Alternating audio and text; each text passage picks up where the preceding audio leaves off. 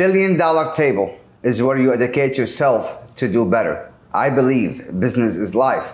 So if you're doing good in business, you would do a good in life. So you will have a good life. But if you're not doing good in life, you can't ever do good in business. Everything is connected, and we are here to figure out. Because when you know more, you can do more. And when you do more, you can become better and have a better life. And today, my brother, Patrick Henry in the building. Listen, I know this God for a long time, and I appreciate him a lot. And thank you so much, brother, for being here. We appreciate you, of course. I appreciate your time. So let's get to it. You know, everybody see the glory. We're gonna see this beautiful art. Yeah. It's like his orders from like A1 plus, you know. And this is something I always see in you, brother. But everybody, as I say, they see the glory, but they don't know the story, bro. Yeah, coming from far, man. So can you tell us the story, man? Yeah, so I was 4 years old and I was bored, you know. In Jamaica, we had like 2 TV channels. Right. So, and... So you was born in Jamaica, though? Yeah. Born in Jamaica. Where in Jamaica? A place called Manchester, Jamaica. Okay. It was ruled by the British. Okay. So, they, you know, Manchester, Jamaica is central, in the central part of Jamaica. And I was at home, you know, being messy.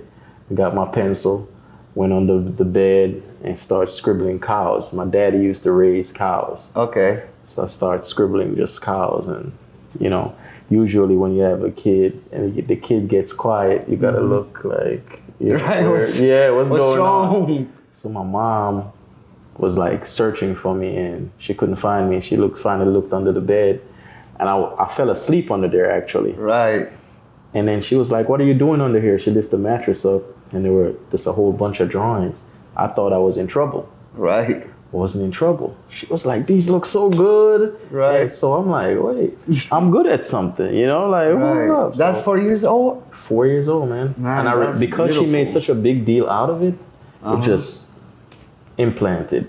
Wow. You know, and I just started drawing these cows everywhere. Wow. First grade, cows. Second grade, cows. Right.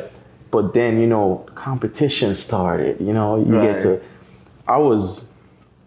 I was so far ahead in the years that I didn't even go to the 3rd grade. Right.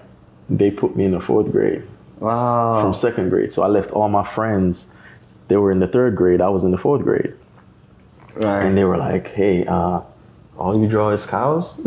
Right. You know? Right. I'm like, I could draw this stuff. So it just became a whole competition. And with Jamaicans, we're really competitive.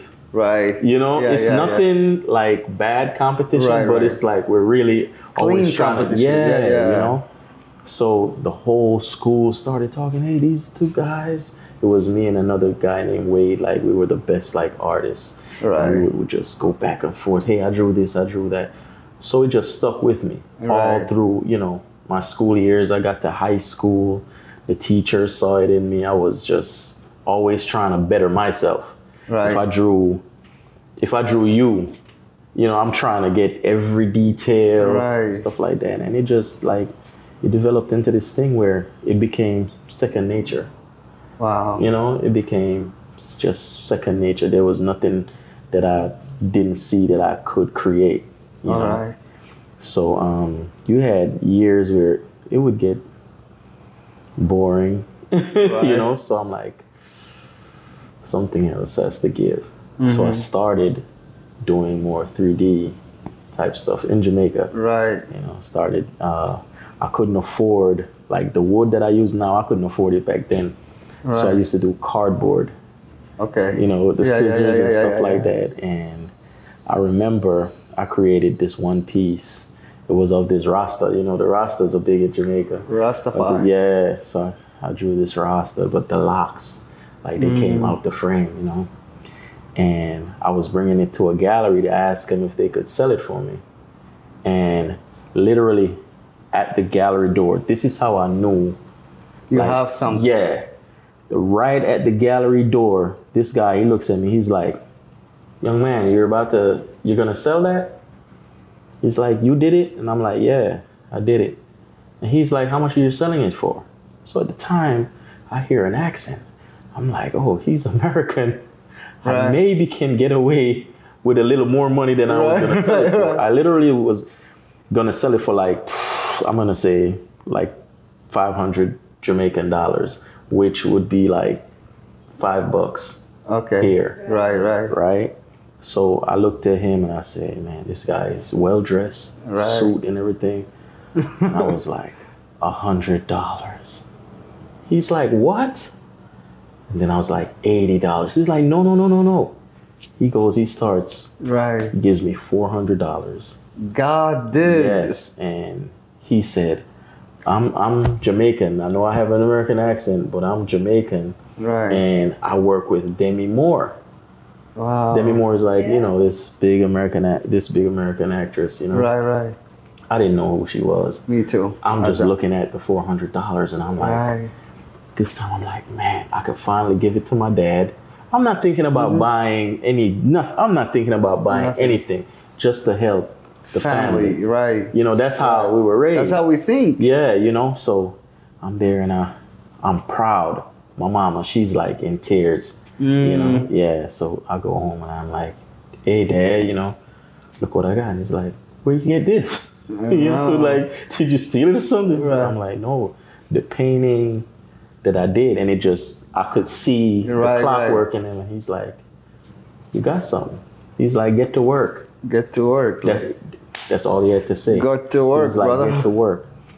Dude, I started just like ideas, just started pushing out. I started pushing the envelope. I got on the news in Jamaica. That's right. Everybody wanted me in their building. Like, it got like super crazy, but I still like wanted more because I didn't see the success that I wanted, and to help. I wanted to help. I wanted to retire my family, retire my mom and dad. So the success that I wanted, I didn't see where I could get that on an island. Okay. You know what I'm saying? That's right. Yeah. So I start researching. So you see you are like in a box, or you see a limitation around you, so you want to break through it. Yeah, Right. I'm like, it was literally an island, a small island, 4 hours to everywhere. Okay. Water. I know. So I mean, it's everybody loves Jamaica though. Yeah. Oh yeah. Yeah. For for tourism and stuff. Right. Yeah. It's a good country, but as I said, it was really small. I felt like an eagle in a canary cage. Right. That's so I was like, I'm like, man, I need to spread my wings. I need to travel the world, not just to say, hey, let me go to America. I wanted to travel the whole world. Right. Because, and this a little off subject, but my dad, he was with what we call a shippy. Okay. So he traveled the world. He used to work on the SS Norway, a world cruise. So he's been everywhere, to like 54 countries.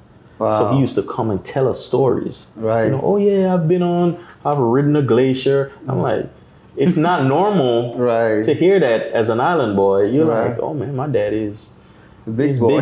Yeah, like he's the biggest. Yeah, so, and he was well respected and everything in the community and stuff like that. So yeah, I wanted to make him proud, but I wanted more for myself as well, because I'm like, if I can fill my cup, I can share. True. So yeah, I started. So when did you move here though? Oh man, so for years, like my grandfather, he was military, then he turned police in New York. Okay. Right. So for years, family's been here. Right. We travel back and forth. And I was just like, I'm ready to settle down. Right. My sister, she lived in Vegas. Okay. And there was a job opening. Remember that oil spill, the BP oil spill in the Gulf? Right. So they had jobs, like a big job giveaway, and they were like, yeah, they got it's $13 an hour. Yeah. So I was like, everything that I'm saying right now, you got to put that into like Jamaican terms. Right. So it's like 13 US to, how many? I'm like, I'm ready. I'm ready to go. Yeah. So I got there. I moved 2010, September 2010. Wow, it's been a while, like 14 years now. Yeah. Right. That's great, bro. So I was there. I moved to Homa, Okay. you know, down there, and I was working like offshore. Okay. So I really wasn't spending any of the money. Right. I was just saving. So while I was there, you know, saving, my mom was like, hey, you know, like when you left, your dad got sick. Now I grew up on a farm, so I'm like, word, I'm like, man, right. I had like 73 cows. I had, you know, and he's down there by himself now, you know, and I'm like, hey, what are you planning on doing? You need to sell some of those cows or whatever. He's like, nah, I think it's just gas. So I left September. He went to the doctor in January, and he didn't tell me that the doctor told him he had 3 months. Wow. Yeah. Wow, he didn't tell me that. That's tough. Yeah. But so I'm there, I'm sending money home, I'm proud, you know. I talk to my dad, but sometimes like talking to my dad, the phone will just go dead. Like Right. But he's a dude, he's so serious. Right. Sometimes if he's tired of talking, he'd be like, all right, I'm gone. Boop. You know?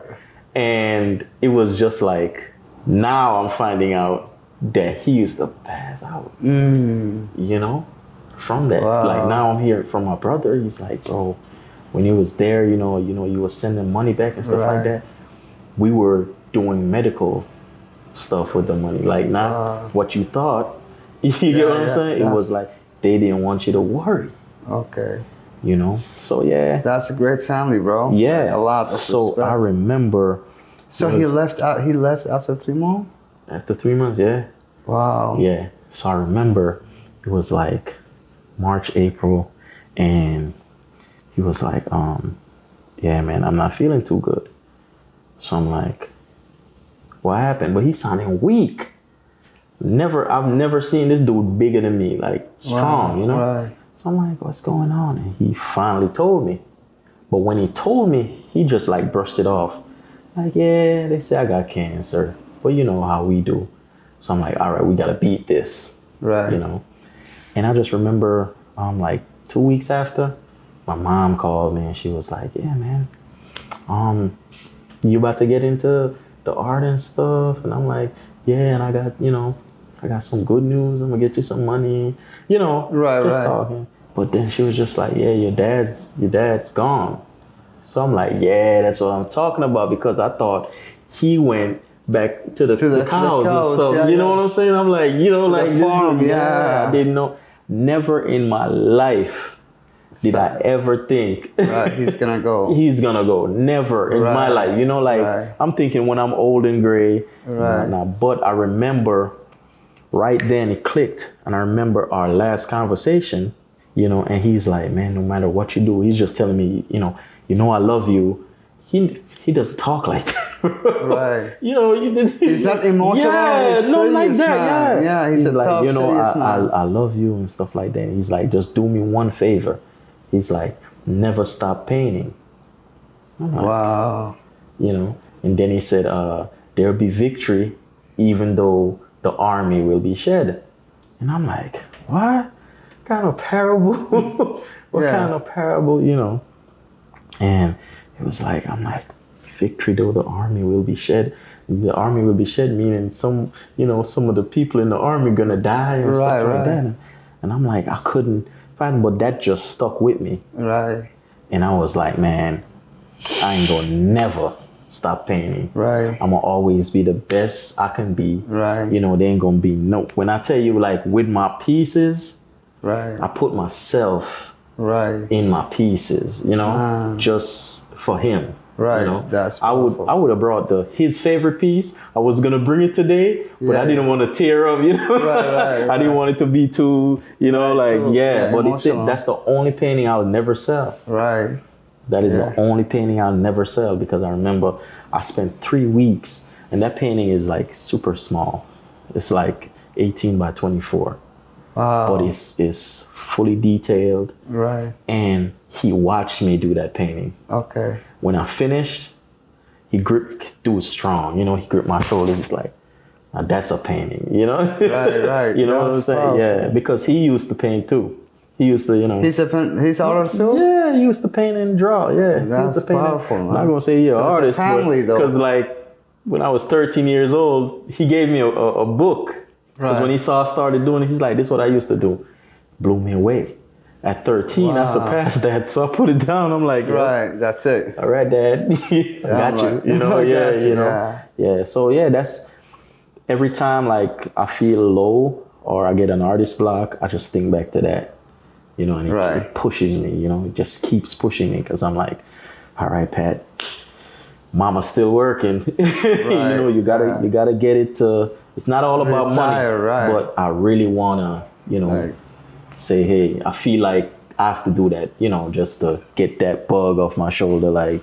No, and I respect that, bro. I respect. So you came here in like 2010, right? Yeah. So 2011. Being immigrants here, bro, it's not something that easy, you know? Oh. I came here 2016.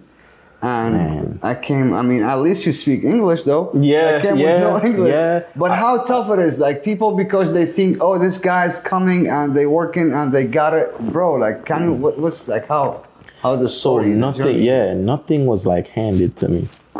And I worked at BP for a little bit. But, like, when everything was cleared up down there, you know, you get hate. Right. You know, it's bigotry because some people might look at you and they see you moving in a direction that, you know, they've been here all their life and they're not moving in the same or at the same speed. Right. So it's targeted to you, you know, oh, they're coming, they're taking our jobs and stuff like that. Right. And it's not my fault, you know? No way. It's not my fault. It's not your fault to be great. Yeah, exactly. You know? So because you look at it too, when you look at the foreign exchange. So in Jamaica, I remember I used to cut people's lawns and stuff like that. I was making $7 a week, $7 a week. So coming here and they're telling me I could make that an hour, it's a whole different mindset for me. You see what I'm saying? Right. I'm spending like I'm still in Jamaica. Right. So I'll buy oatmeal and I'll eat oatmeal breakfast, lunch, and dinner. Right. You get what I'm saying? And I'm saving the rest of my money. Right. Having 30,000, 40,000 in a shoebox. Right. You get what I'm saying? Because I'm not spending. I'm like, I've never made this amount of money. Right. You know, and then when you look, you're like, if I can do $30,000 in a shoebox in a year, all right, in 5 years, I'm going to buy a house cash. Right. And that's the mentality of like most immigrants. Right. We don't know anything about credit. We don't know. We just like, if you don't have the money, you can't in get my country, if you don't have the money, you can't get it. Right. You know what I'm saying? So I'm thinking, okay, everything I'm going to do, I'm going to pay for cash. My cars, cash. Right. You know, I save to purchase. Right. You know, I suffer. I don't every day. Now I'm a big boy, you know what I'm saying? But yeah, back then, like I'm eating cornmeal porridge. I cook, you know, so you know, you cook rice to stretch. I know. So I cook a pot of rice and that's stretched for the whole week. Right. You know what I'm saying? So it's sacrifices, you know? So I remember after I left there, I was working at right on Canal Street right here, the Roosevelt. And I worked at the Roosevelt and that's where, man, people were like, yeah, y'all come here and the government is helping y'all. No. Yeah. No way. No. If the government was helping, every immigrant that comes here would have a full-on business. Trust me, yeah. Everybody, you know, they don't have that many businesses. No way. You know? And I think this is like... again, like the mentality we came with is just different. Like we operate different. We hungry, and I think that's the difference between like what's going on. So when did you know that even in the United States, like when was the first deal? Like, damn, I'm in business right now. Okay. How that happened though? So all throughout this story. But I'm sorry for your loss though. I really listen. Man. This stuff like means a lot. I lost my brother too. Yeah. And he was like the same feeling you feel about your dad. I feel about my brother in every move. Yeah. I feel like I'm surrounding with his energy and I have to give it back every time. Yep. You know. So I really respect that and I'm sorry for that. Oh yeah, man. You know, appreciate you. But yeah, throughout this whole story, I never stopped painting. Right. I wasn't selling them. Right. But like so you've been painting and holding on to your pen even at work. Yeah. Wow, bro. So like I'm working. How crazy it was. They could say, Patrick, where do you live? Because I was so timid and afraid to even take the bus. So I never used to take the bus. So I used to live uptown, like almost at Audubon Park. Okay. And I'm walking down Magazine, walking every morning to work. Okay. You see what I'm saying? So you work at the Roosevelt? At the Roosevelt. So I'm walking from uptown. So so I leave out like 4:00. Right. So why you don't want to go get the bus? Take the bus? Yeah. Because I was scared of everything. Oh. I'm like, man, I was afraid to ask questions. Oh. You get what I'm saying? So I was afraid that I would go on there and I probably, I asked a question, and just because of like some of the reactions that I've gotten, your accent, they might, they might, I didn't want to seem like an idiot, Right. Yeah. So for years, man, I'm walking, and one day I was just like, man, no. Facts. Got on there, I was like, it's so easy. Yeah. Right. I'm sitting down there, AC blowing. Right. I'm like, man, and look how quick. Right. So then it just, as they say, the snowball gets bigger, the more it goes down the hill. Dude, I'm like, yeah, I'm tired of taking, it get to the point now I'm tired of taking the bus. I went from walking to taking the bus to I'm tired of taking the bus. Right. I got to get a car. Right. Start saving like crazy. And I'm like, man, I need, more money if I want this type of car that I want. Right. In Jamaica, we like BMW. Right. So I'm like, I want a BMW. Those are Mercedes. Yeah, yeah. So I left the Roosevelt, started working at Star Textiles. And once I hit Star Textiles, I left Star Textiles. I worked at Star Textiles for maybe 8 months. Mm-hmm. And then left there, started working at Amtrak, the train station. Okay. Within the year of me working there, got my car. So I'm just marking off, everything. Yeah. Within 3 years, I bought my house. Okay, that's powerful. So I'm knocking them off. All this, my mama just there, praying. Yes. Receiving. She's doing. Yeah, she's like, and all this, I'm sending money back. I'm doing. All the things that a son, should do, still painting. In 2014, 15, I'm walking now. I'm like, I'm gonna see what New Orleans is about, because even though I've been working here, I've not really experienced anything, met anybody really apart from my coworkers. Right. I'm walking down there and I met this guy, this artist named Reggie. Okay. And shout out to Reggie. Yeah, shout out to Reggie Arts. Fact. Yeah, Reggie Arts. And he was there. I just liked how this dude moved. You know, like, he was like, hey, what's happening, man? I'm like, this all your stuff? And he's like, yeah. And he said it because I want to do what he's doing. Right.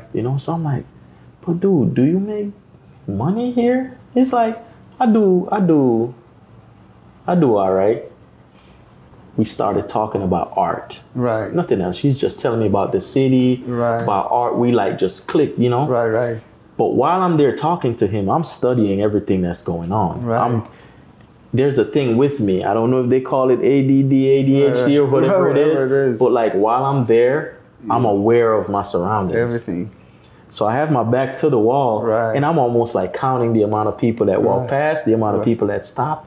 Everything is being calculated. It's recorded. Yeah, and he's there talking to me, and I'm just looking, and I'm like, I'm pausing every time somebody comes to give him some money for his art. He's like, oh, you don't have to stop. He's like, this is automatic. Right. I'm like, what? He's not promoting. He's not pushing up on people. There's just a good flow. Stuff. Yeah. Right. He's like, if they want it, they'll get it. And I'm like, whoa. In Jamaica, I'm used to people, hey, you buy this, I'm used to the hustle and bustle, and then if they want it, they'll say, hey, could you do better, $60 on $100 thing, hey, could you, so I'm like, man, this is Easy. And I sat there with him for like an hour. And this dude, I'm not gonna put his business, I'm not gonna put the number. Right. But he made more. So I was working at Amtrak. Right. Doing good at Amtrak, I thought. Right. And he was making more just in that hour than I did on 2 trips to New York. Wow. Right? So I'm like, wait, I have to. It's possible. Right. So it's like, now it's almost like every quarter, every like 3 months, I go, just to get that fuel. Because talking to him like really inspired me. He's like, man, you need to leave Amtrak, man. You need to come out here, because I'm showing him some of my stuff on the phone. Right. He's like, you'd make a killing out here. And he starts telling me like what I could implement in my art that would take it to the next level. Just talking to him, and I'm following people on Instagram, talking to other artists and stuff like that. I become like intertwined with the art, with the art movement down here. So I'm like, man, all these artists are doing they're artists, they're purists. Right. I'm like, I need to make this jump. Now. Yeah. And every time I'm like, I'm gonna do this. Right. I'm gonna do this, but nothing's selling. Right. Nothing. So you didn't sell? Nothing's selling for me. Wow. Like nothing's selling, so I couldn't like leave my job. Mm-hmm. I'm like, man. But I figured out what it was. I was giving 50% to the art and 50% to Amtrak. Okay. The art needed 100%. That's true. You know what I'm saying? That's true. And it wasn't until a mishap happened on the train. Right. And I got fired. I got fired, rehired, and then left. Okay. It was a crazy, it was a crazy thing. But that I got pushed out. Just like, I'm like, oh man, like now I have to. There's no way. You know what I'm saying? Right. Now I have to survive. See, but God, I wasn't scared. God is great though. Once I was out there, I wasn't afraid because I've always had nothing. Right. You get what I'm saying? Like, of course, I'm coming from. Yeah, it was. So I'm looking like, man, even if I'm here homeless. I said, even if I'm here homeless. Right. I'm doing my thing. You know what I'm saying? Right. So I'm like, all right, cool. Man, I started just setting up. I set up my first time setting up Instagram and all that stuff. And, I'm just following people. I ain't got no followers. Right. Setting up people like, hold up. Right. Can I have this? I'm like, yeah, sure. In the DMs. Right.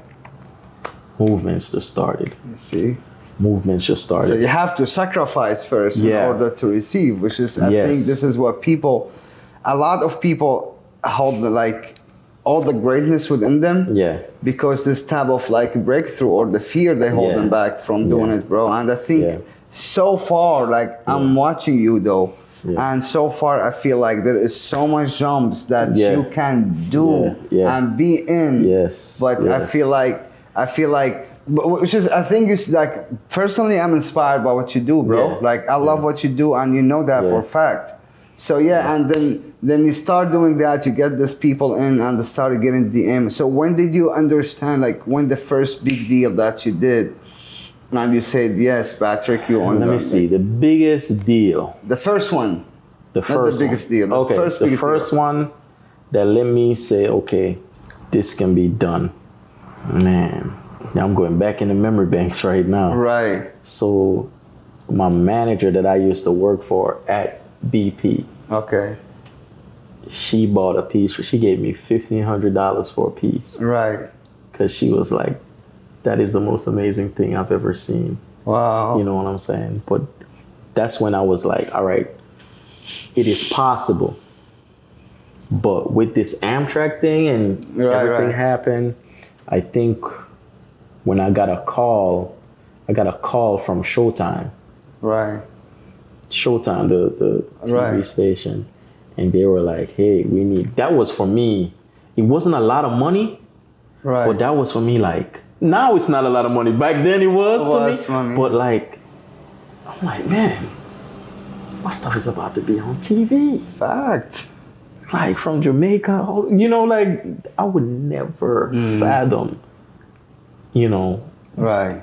For some people it might be simple still, Of course. But for me, I was like, man, where you coming from? Like, yeah, bro. This so is you can imagine me calling them mom, like, hey, you know, they want me on TV. Yo, you know, you better believe it, mom. We're doing it. You know, it goes far. I mean, I remember when just for me it was weird stuff, like weird gifts. When the first time I got into Jazz Fest, and WDSU called me like, hey, we want to do a feature on you. I'm like, why? Like, to me, I'm like, I'm no, like, but my name was being recycled through New Orleans. You know, like, I was like, man, like, people really like what I'm doing, you know. And that's something we don't like, the worst situation, bro. We sometimes being too humble. It's not something I think. I don't think we have to be humble though. I think when I look in like the definition of humble, I looked it up though. It really means that to put yourself under your worth for the environment to feel okay. That's the real definition of it. Humble. So to be humble, which is to be kind, is different. Which is God is kind, you know. So, and I think this is when people like. I heard one time they said, know your worth and get it. You know?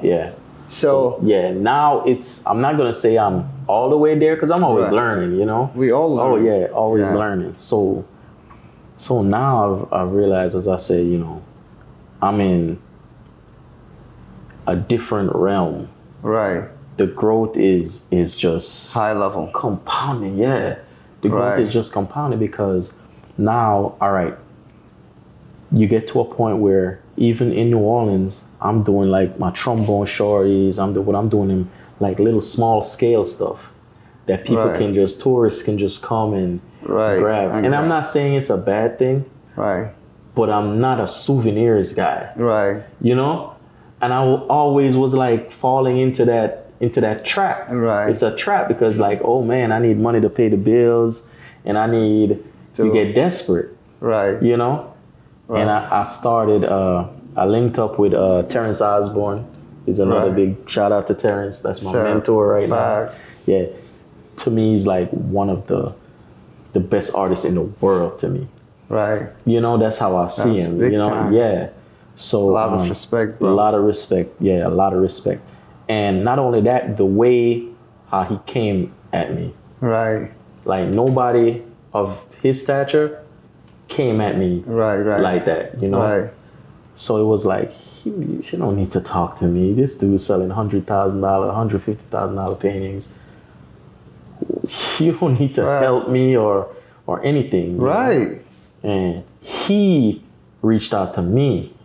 He's like, I'd love to meet you. You know, I got some... For you. Fact, bro. You got blessings for you. This dude, like... invited me into his home, and for Jamaicans, that's a big thing. Of course, like you. That's a home. Big thing that you're into your tabernacle, like you know, together, your covenant. You know, that's like for life. Big thing, And I won't tell y'all everything that he told me, but it was like a masterclass. Big time. It was a master, like I was like, I looked at the business completely different. Because you are the artist. Like as an artist, and that's people like a lot of artists like from rappers, from like even athlete though. Like I made a lot of athletes, and they always have like money like in the best time when they're on the field. Outside the field, they have nothing to do.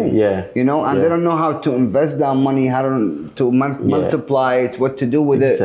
So with what you're saying, you mean that one information or knowledge could change your life, right? Oh yeah. That's like... Because it was at first, like when I was painting, even though I had my daddy in my ear, you know, don't stop painting. But I was chasing the money. So when I'm chasing the money just to get tomorrow's light bill, I'm giving up a big piece, for change, just to pay a light bill. And I'm like, damn, no. I'm like, no way, bro. You know, no. I need to Fact. You have to understand there their are people worth. that have done it before. Right. And they're telling me how they they're did like, it. hey, bro, I used to do this. I used to the same way. Like, and I'm like, wow. Come on. So I started, exercising what he's been showing me. Right. Bro, it's a different level. It's a whole different. Right. I'm not even halfway at that level yet. Right. And but I'm just like, whoa. On the way, bro. Oh yeah, most definitely. I'm never like even with the way I paint. I used to slow down and paint like very detailed. Right. And he's like, you need freedom. Right. You need expression. Right. Right. He's like, are you that timid? Or are you like, and I'm like, nah. I'm like, I'm an eagle. I'm an eagle. Like I need to like spread my wings. So it even changed the way, you do your art. Yeah, it changed the way I paint, changed the paint that I use. Bro. Right. The paint that I use. Like it changed the whole dynamic. Yeah, that's amazing. Bro. So yeah, man. So much respect to him. I talked to another guy that did it. So a lot of these artists, they inspired in different ways. Fact. In different ways. They have Marcus Akinlana, another masterclass. You said you got another masterclass from Marcus Akinlana. So shout out to Marcus too. Yeah, shout out to that's. So by you knowing all this knowledge, right, and you have this transformation happen in your life. It's literally happening now. Right now. Yeah. So how, like, there is money though happen, right? Yeah. There is money happen before. There is money happen when it's $12 an hour. Yeah. There is money happen when you make it $20 in a minute. Yes. And there is like when I met you, I was making $20 every 2 seconds. One in and out, right? Yeah. So what money means to you right now? Money right now is a tool that is, I would say, is very important. Right. Not to get consumed. Right. Not to be. You always hear them say money comes and goes. Right. The reason why money comes and goes is because it's a tool that we use in exchange for services or food or whatever it is. So for me, as I said, I don't chase the money now. I chase the connections, and the connections come with the money. Right. That's exactly. Bro, this is big time, bro. Yes. That's wealth. Because if it's like, if you see everybody there and you're just like after their money, nobody gonna. Yeah. But if you get the more people you collect, the more money you have. Right. It's like seriously like that. Of course. It's a template that I've been following now, and I'm like, oh my God. Right. Yeah. Like I don't feel any type of way if I don't have money. I could get into certain places without. You get what I'm saying? Of course. Like people are wondering, hey, how you just walk up into this lawyer's building like that, or I see you. This high tech guy. How you? Right. I know him. He's my friend. Fact. He's bought a couple of pieces and became a friend. Right. Like you get free legal services. You get absolutely. You get what I'm saying? Like you get all different types of perks. If they want something for, say they want a self-portrait or something. Right. I'm not saying I'm going to do it for free. Right. But they get like take care of them. You know what I'm saying? Because this is how it goes, right? Exactly. I really do believe in that. I value people more than money, because I think like people is everything. People is the opportunity. Yeah. People is the money. People is the the next level. People is everything now. Yeah, man. It's for me. I used to look at people like, say, a billionaire. I used to be like, man. Like they're like a unicorn, and dude, I've met like seven of them. Right. God did. Right. So it was just like, man, they're regular people. Yeah, they are. Right. I met Todd Graves. Shout out to Todd. He owns Raising Cane's. Okay. Yeah, that's powerful. So and I remember him saying, he wanted to meet me, but it took a year. He's a busy guy. Fact. It took a year, but when I met him, dude knew so much about me. Right. I'm like, wow, wait, that's what? You know, like, this dude's a billionaire. But once I started talking to him, dude, I'm like, man, this dude is an inspiration. Right. Because he came from nothing. Right. Not saying nothing, but right. he was nowhere close to even being a millionaire. Right. You know what I'm saying? So it was like he went to work, as a Boilermaker.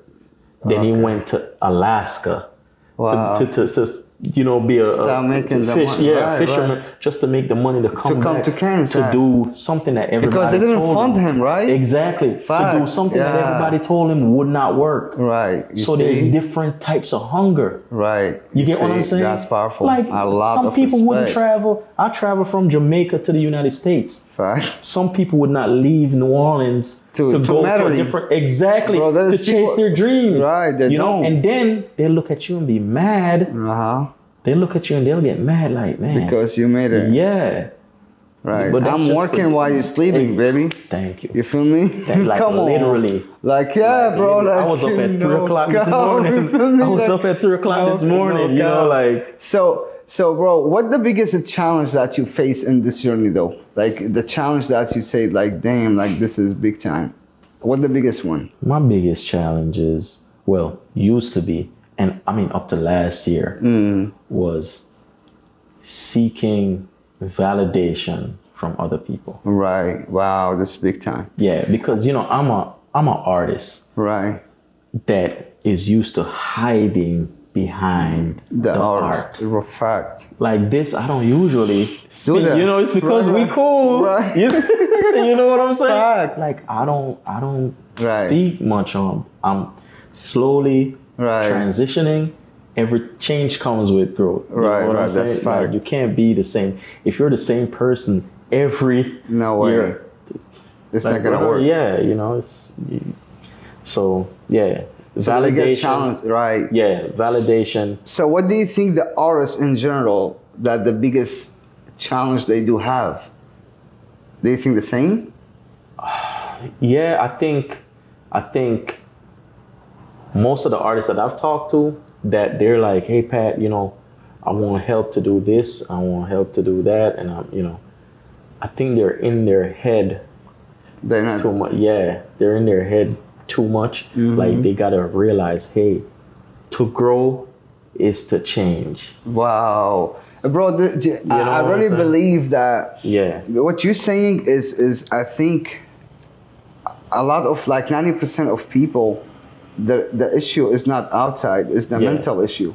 It is. Like, it's the way we think about things, the way we think about ourselves, the way we value ourselves, the way we, as we say, like, you break up so much limitation. Yeah. And I think people, they stay in the same bubble all the time and thinking the same. Even yesterday, I had a meeting with the doctor, bro. Yeah. And he kept telling me every 2 words. He's like, no, I can't do it. I can't. I'm like, bro, like, why you believe too much in you that you can't do shit? Yeah. You like a doctor, bro. Yeah. I'm like, I'm not a doctor, but I'm like, you asking me for advice. Mental barrier. You understand? Like, it's a mental barrier. Right. I can't. Bro, I literally. So you think that even the artists the same? Yeah. It's always mental issue. Most of the artists that I know. And I used to be, they see themselves as, I'm small. I know, not say I'm small, but like they put themselves in a small box. Right. They feel like that box is huge. Right. But it's really not, because they're like, I want to sell this art. I want to be comfortable. They feel like if I change my art, if I change my style, it's not me. Right. Because I'm stepping into the unknown. Exactly. Right. For me, I live in New Orleans. So I paint New Orleans. I scribe New Orleans. Right. You get what I'm saying? Mostly. Right. Fact. I scribe New Orleans. But I'm from Jamaica. If you put me in Japan, I was thank you. I will change. For Japan, fine. I will change. Right. With them, because they can do it, it becomes. Bro, this is the language you just told me also, like, this is the fastest language to Yeah, speak. yeah. Like Oh, yeah. art is Oh, yeah. a way that you Universal. can communicate Universal. anywhere with anybody. Universal. You could put that anywhere. You could put a piece of art Anywhere. in the world. Fact. That's Anywhere respect. in the world. Right. If you want a blind person Right. to view the art, you give it texture. Right. So that they can feel it, they can see it through their hands. What wakes you up in the morning, brother? Oh my God, man. Dude, I've just always been cursed with ambition. Right. You know, just always been cursed with ambition. I love the world, bro. Right. You know what I'm saying? Yeah. I love the world. It's always like, let me see what next I can do. Right. What else can I create? You get what I'm saying? Right. Like, what next? Mm-hmm. You get what I'm saying? The unknown is an inspiration to me. Yeah. You know, That's you powerful, see what I'm bro. saying? Yeah, the that's unknown is an powerful. inspiration to me. Like, all right. You have a curiosity and passion and because ambition every day in is a new start. Every day is a Yeah. new start. Like, what is this life about? Right. I did that yesterday. What is this Right. life about? It's an everyday thing. Of course. It's an everyday thing. Like, you never know, dude. You could literally after we Right. finish, you go out there and you find a bag of money, or you Right. win the lottery, and your entire life just changed. Like, that's Right. crazy, right? Mhm. Your entire life just changed like Right. that. Dude, I could be painting, and Todd just look at me and say, "Hey, Pat, Right. I'm gonna buy it for $1 billion." Shout out to Todd. So it's a Ty, $1 billion table right here. You know Ty what I'm should saying? be a sponsor for this, bro. Oh man! Come on, Ty. I'll try. Yeah, bro. We don't try, we do. We do. All right. You feel me? All right. Yeah, Ty, listen, we love canes and we're here for you. So we go like to, let's start from like when you say like it could be changed and it could be like the $1 billion, like. Oh yeah, man. Yeah. You never know when life will change for you. You know, it Right. could be you go outside, you win $1 million, it Right. change your life. You know, Todd could look at me and say, "Hey, I want that for $1 billion." And my life is. Bro, this is a $1 billion table podcast. And Todd has to sponsor this, bro. It's like all about love, all about entrepreneurship. Oh, yeah. And we love canes too. We're from New Orleans, Todd. We want you here and we want to have canes here, bro, on this table. You feel me? So you better believe it, man. Yeah, you know. So, bro, what's your biggest takeaway from the journey so far? Like, what the biggest lesson that you learned? And you like, as you said, like your dad words always in your head telling you keep painting, don't stop painting. But what life taught you, like you think this is like the biggest lesson you ever learned? Okay, the biggest lesson, and I've heard this since I was a baby. It was a saying in Jamaica that from a baby, dude, it can never get old. Right. We have a saying said 1 cocoa, full basket. Okay. It means if you have a basket, and you know the cocoa plant, you know, it's almost like a potato. Okay, like a potato. It's a cocoa. C-O-C-A. C-O-C-A. No, C-O-C-O-A. Yeah. Okay, it's cocoa. Yeah, right? You put one, you take your time, you put it in until it's full. Right? That's possibility. Right. You see what I'm saying? Over time, you know, your basket will be full. So I keep working and trusting that process. Okay. You see what I'm saying? Okay, that's powerful. Anything is possible. Right. And collectively though. It's like we're seeing it. We're seeing it. Right. When I talk to Todd, it's like all these people are being put in my vision, my view. Right. Like why didn't we even cross paths? Right.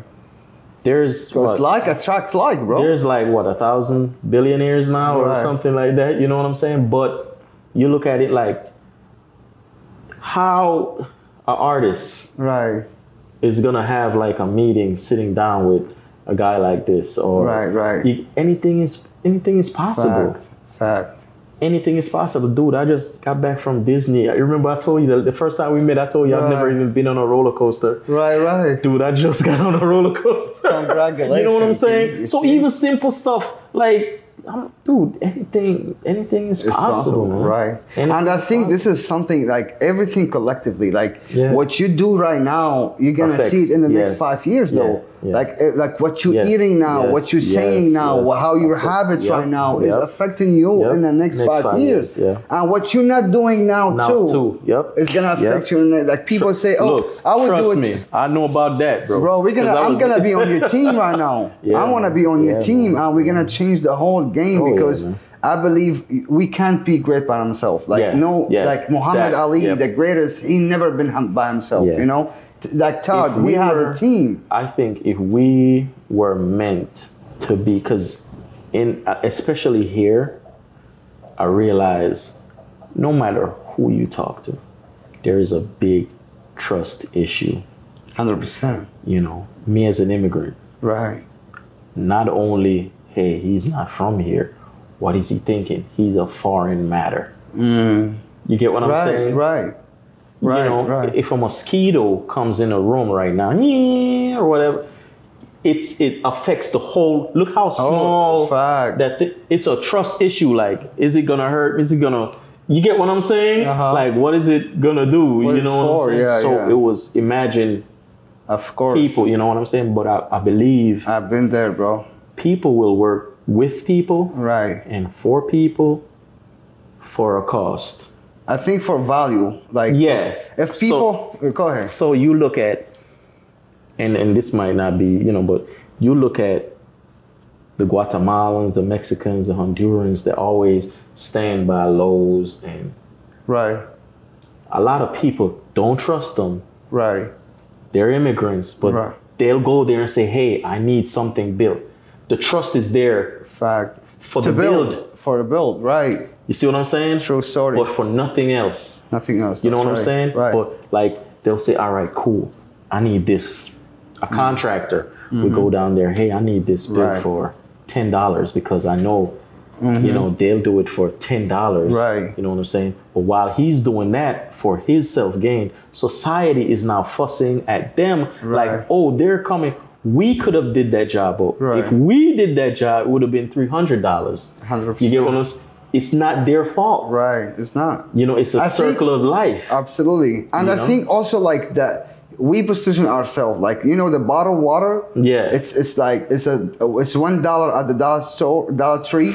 Is at Walmart you can't get it for 10 cents. Exactly. You can't go to the airport for like $5. On the airplane it's maybe sometimes $7, so bro. It's where you're at. You know, it's also we position ourselves where we want to be at. And as you say, it's not my wrong if you stay there. At the same time, if you change your position, it will change your life.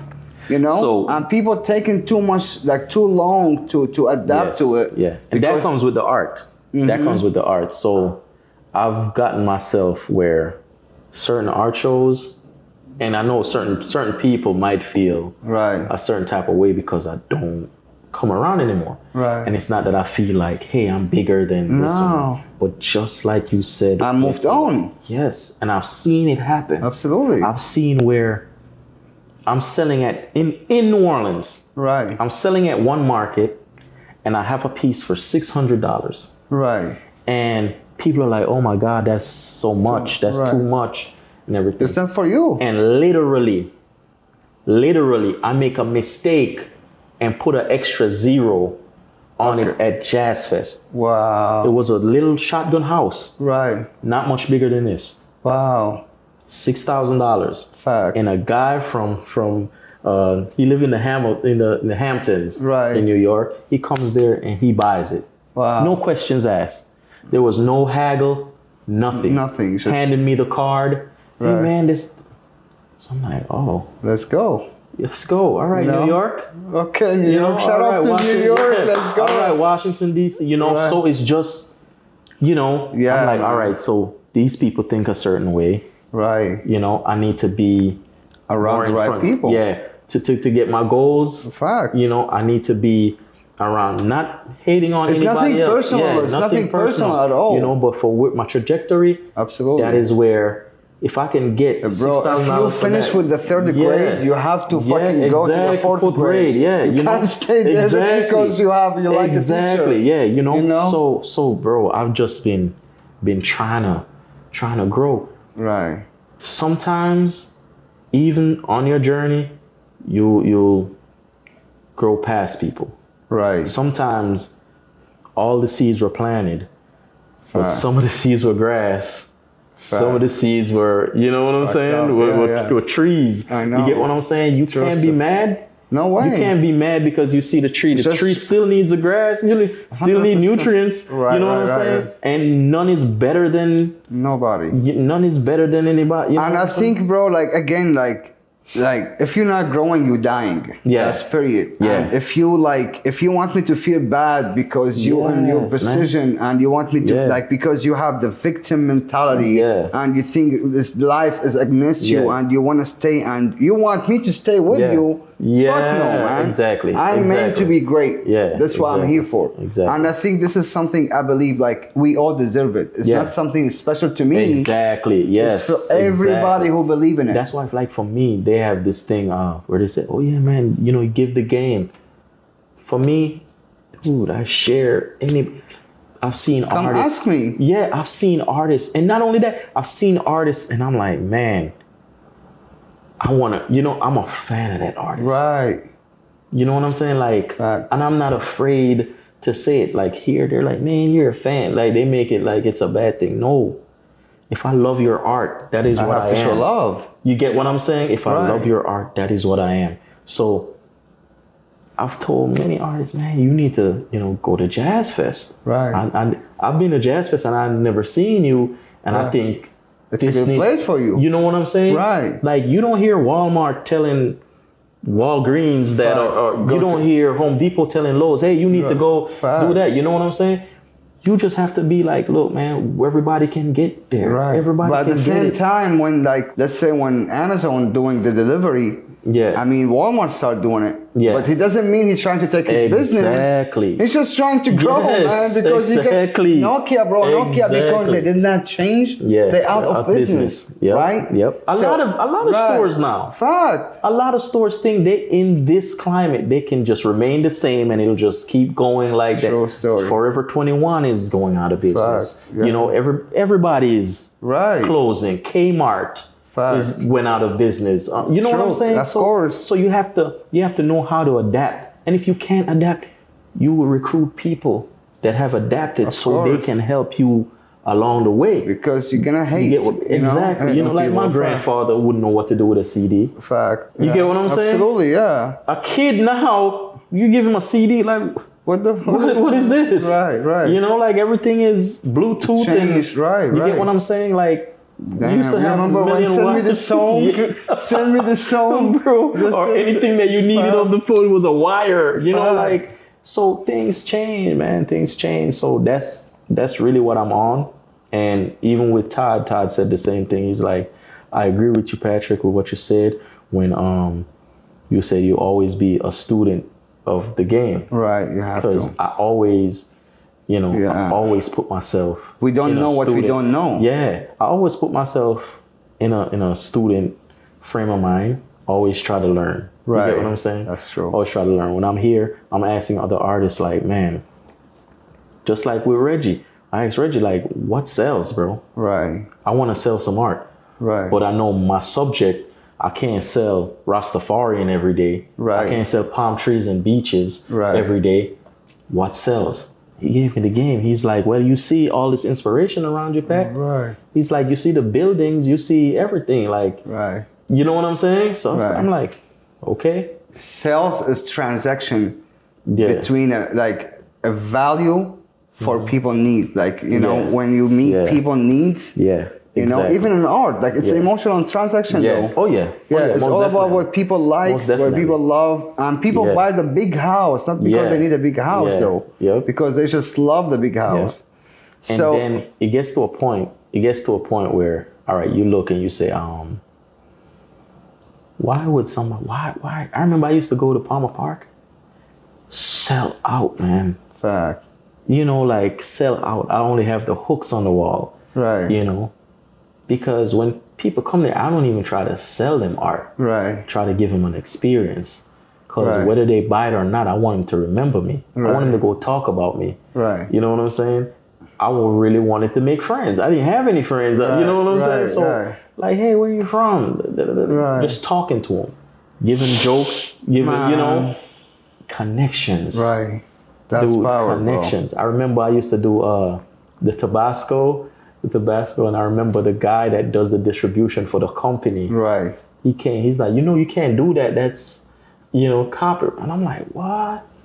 He gave me a little secret on what to do to make it like they can't come at me. Like that. So I started doing that. So it's all connection. You know what I'm saying? And he bought a couple of pieces. And you listen. Like you have to listen. And learn. You know. So what's the biggest project you did so far? Like give me a few of them so we can. One of the biggest projects I just did for the Super Bowl. Let's go. Yeah. So it's on. And I had to get I got a team of 3 guys with me to do that piece. It was, they wanted it in like 2 weeks. Fact. You know, so it's that big energy wall right across from Caesars Casino. Right. Yeah, on the corner right there. Right. With the little black guy with the dreads playing in the houses with the ribbons. Yeah, that's me. That's me. Yeah. So you did Washington too? Washington Museum? So this guy, he's man. This guy, Herb Gray, one of my most avid collectors. Let's go. Put me in a different realm when it comes to, you know, doing art, you know, researching what I paint and everything. So he taught me about go-go music. Because when I first heard go-go, I'm like, you know, I was like, oh, you know, I don't really do any sultry type stuff like that. But he was like, no, it's go-go music. That was, you know, Chuck Brown was the godfather of go-go music. And we need it. You know, he needs it for his building. Right. But he wants to put it in the go-go museum. Wow. Right. So the go-go museum, in Washington. In Washington. So I'm like, all right, cool. Dude, when I tell you, this guy, he was like, how much is it? I told him how much. Right. I thought he would be like, no, he was like, yeah, it's... Let's go. From your sketch, it's worth. So people see your value. Right. You see what I'm saying? When you see it, though. Yes. People only see what you see, though. Yeah, I'm like, man, when I tell you, it feels good. You know, it feels... bro. Yeah, it feels so good. You deserve it, brother. Some of my other collectors, they've seen where my pieces used to be this. Now they've seen the growth. Right. So I'm never stagnant. Fact. I'm always pushing. I'm not gonna say, hey, some might not be cheaper than some. Always, of course, you know. But I'm never trying to stay stagnant. I'm always trying to grow. You know? I want to be one of those artists that, hey, man, you remember Patrick? Man, Patrick. So what do you see yourself in the next 5 years? In the next 5 years, I definitely do see myself selling $1 million piece. Let's fucking go. Yeah, I definitely see myself selling $1 million piece. I definitely see myself retiring my mom, finally retiring my mom. And for me, I'm a really simple guy. I want to travel the world, you know, but I also want to help a lot even Right. Let's do that, bro. I really want to help a lot of people. I really want to help. This is my passion in life because every time, like even my wife, like when she see people on the street, sometimes she's like, you have a lot of work to do. Yeah. And I think this is something like, bro, we have so much help to provide. Yeah. And because where we coming from, I think we like, bro, we've been there, you know? You know, Tony Robbins once said, the secret of living is giving. Yeah. So if you're really not giving, bro, it's like you're not worth it. Like, seriously, like when I look at it now and I'm like, all right, I'll order some food. Dude, I never used to, that's why I'm so big now, because I was trained not to waste. Right. Yeah. I still cook. You know, I still cook every day. Not to waste. So I end up overeating. Right. You get what I'm saying? Right. But then I'm like, okay, I'm not really hungry. Right. But I have it to a point where I could just go buy something. Right. You get what I'm saying? I'm because your time become more valuable. Yeah. Right. That. Yeah. But then you look at, there is a lot of excess in this life. True. You know what I'm saying? I buy a lot of things that I don't need. Right. No, I respect just that. Stuff that I want. I know that, man. This is something also. So don't beat yourself though. No. That's something like you deserve it regardless. You know, Yeah. there's people has cars they don't use. Yeah, You know, there's true, people have like houses they don't go to. I got car. You I know, don't they use. have houses they don't go Yeah, to. yeah. So I think in a minute or in like giving, I mean, for me, I want to live my best life. I want to Yeah. help my family to best life. I Yeah. want to help the most amount of people I People, can, but I yes, still yeah. want to buy my thing. Yeah, You know, yeah. so I think we deserve it because Yeah. we really, as you say, like Yeah. we're working so hard to get there. Yeah. So, bro, if somebody right now, an artist in this journey right now, and they just wanna go to that next level, you know, and they want to hear advice from you. So, what you like, look straight to this camera, and just tell them what your message to the world. For me, like while you're on this journey, research. There are ways. There are many different avenues to your goal. Like, don't just think one avenue. Don't just think one way. Research, talk to people, network, ask people about things along your goal. So if you're like, hey, I want to sell artwork in France. Right. How are you going to sell artwork in France? You have no French friends. You've never called a French gallery. You never put in the work. Right. You didn't even learn French, you know? Right. You didn't even learn French. So we know what to do, really. Right. To learn. To learn. You Right. know? So, you know, just as I said, I've always like focused on possibilities. 100%. Always possibilities. That's my biggest word. Right. That's big. Anything possible here, possibility. Everything just is focus possible. on Man. possibility. If yeah. you see it, you believe Yeah. it. You can. Like those live it. artists I was telling you, but like I told them, hey, This is how the join Jazz Fest as a start. Why? You have 500,000 people Right, concentrated bro. in one area, Let me show you something. Listen, this art. and that's a simple piece. That's a simple piece right there. But this has been done. Is made in his mind before it comes to life. So you can't manifest something you don't see. A lot of people, I feel like they waiting to see it so they believe it. And if you don't believe it, you will never see it. You have to believe it first. You have to see it within, and then you can manifest it. This is, as he said, it's a small piece. So all this piece is just wasted paint that I had squeezed out, and I didn't want to put it to waste. I didn't want the paint to dry up. Okay. So I had a little bit of all this. So I just scribbled it all around the background.